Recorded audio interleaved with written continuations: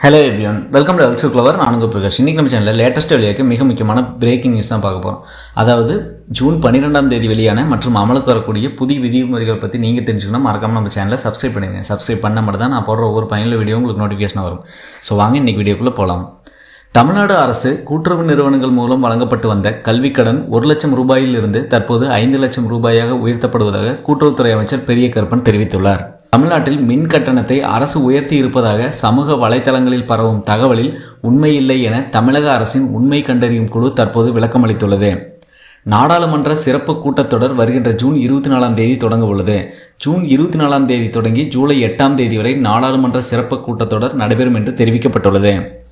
நாடாளுமன்ற எதிர்க்கட்சி தலைவராக காங்கிரஸ் மூத்த தலைவர் ராகுல் காந்தியை தேர்ந்தெடுக்க வேண்டும் என்பதும் உள்ளிட்ட 7 தீர்மானங்களை தமிழ்நாடு காங்கிரஸ் கமிட்டியின் பொதுக்குழுவில் நிறைவேற்றப்பட்டது. இனிமேல் விமான நிலையங்களில் செய்தியாளர்களை சந்திக்க மாட்டேன் என்று தமிழக பாஜக தலைவர் அண்ணாமலை தெரிவித்துள்ளார். சட்டப்பேரவையில் துறைகள் தோறும் மானிய கோரிக்கை விவாதத்தை எத்தனை நாட்கள் நடத்துவது என்பதை முடிவு செய்வதற்கான அலுவல் ஆய்வுக் கூட்டம் இன்று பேரவைத் தலைவர் அப்பாவு தலைமையில் நடைபெறுகிறது. தொடக்க கல்வி பட்டய படிப்புக்கு தேர்வு எழுத உள்ள தனி தேர்வர்கள் தேர்வு எழுதுவதற்கான ஹால் டிக்கெட்டை தேர்வுத்துறை இன்று வெளியிடுகிறதாக தகவல் வெளியாகியுள்ளது. கரூர் மாவட்ட ஆட்சியரகத்தில் நடைபெற்ற குறைதீர்க்கும் நாள் கூட்டத்தில் 5,27,000 மதிப்பிலான நலத்திட்ட உதவிகள் வழங்கப்பட்டது. ஜூன் 20ஆம் தேதி தமிழ்நாடு சட்டப்பேரவை கூடும் என்று சபாநாயகர் அப்பாவு தெரிவித்துள்ளார்.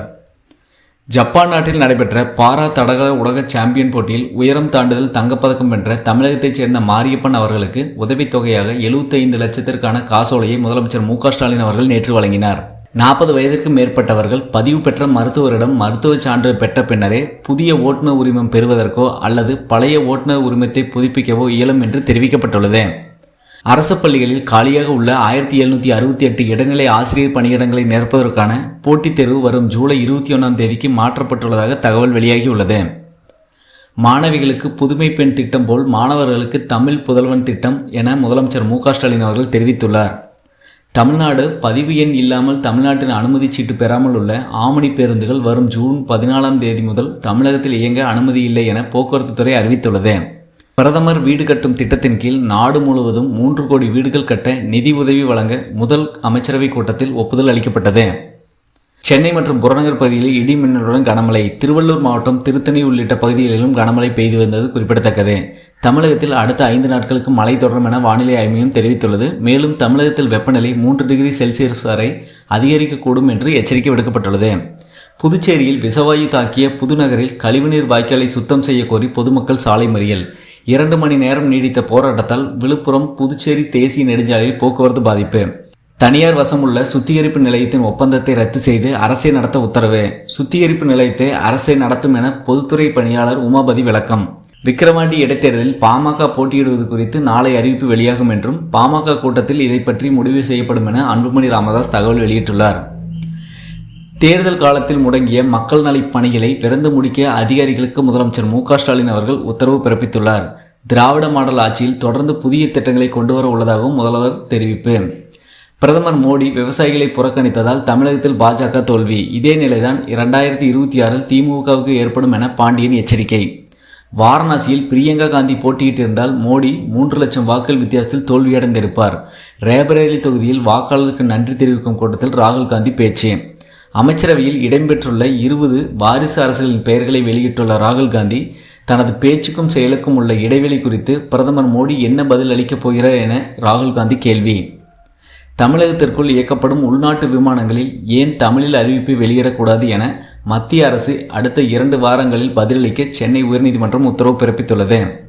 மணிப்பூர் குறித்து RSS தலைவர் கருத்துக்கு சுப்ரியா சுலே வரவேற்பு. மணிப்பூர் நிலை குறித்து அனைத்து கட்சிகளும் ஆய்வு செய்ய வேண்டும் எனவும் அவர் தெரிவித்துள்ளார். பிரதமர் அமைச்சரவையில் உள்ள 28 மத்திய அமைச்சர்கள் மீது கிரிமினல் வழக்குகள், 19 பேர் மீது கொலை முயற்சி, பெண்களுக்கு எதிரான குற்றங்கள், வெறுப்பு பேச்சு வழக்குகள் பதிவாகியுள்ளதாக தகவல் வெளியாகியுள்ளது. ரஷ்ய இராணுவத்தில் வலுக்கட்டாயமாக சேர்க்கப்பட்ட 2 இந்தியர்கள் போரில் கொல்லப்பட்டதற்கு இந்தியா கடும் கண்டனம்.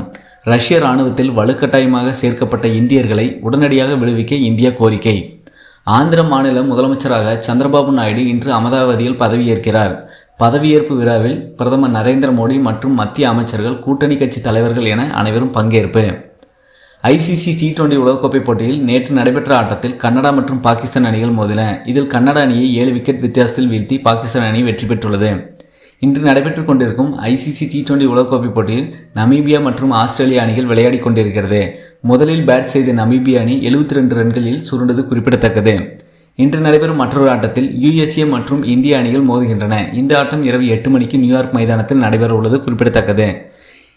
இன்றைய பெட்ரோல் மற்றும் டீசல் விலை நிலவரம் எந்த ஒரு மாற்றமும் இல்லாமல் 1 லிட்டர் பெட்ரோல் ₹100.75 1 லிட்டர் டீசல் விலை ₹92.34 விற்பனையாகிறது. இதேபோல் தங்கம் மற்றும் வெள்ளி விலை நிலவரம் சென்னையில் இன்று 22 கேரட் 1 சவரன் ஆபரண தங்கம் ₹120 அதிகரித்து 53,160க்கு விற்பனையாகிறது. வெள்ளி விலை பொறுத்தவரை 1 கிராம் 95க்கு விற்பனையாகிறது குறிப்பிடத்தக்கது.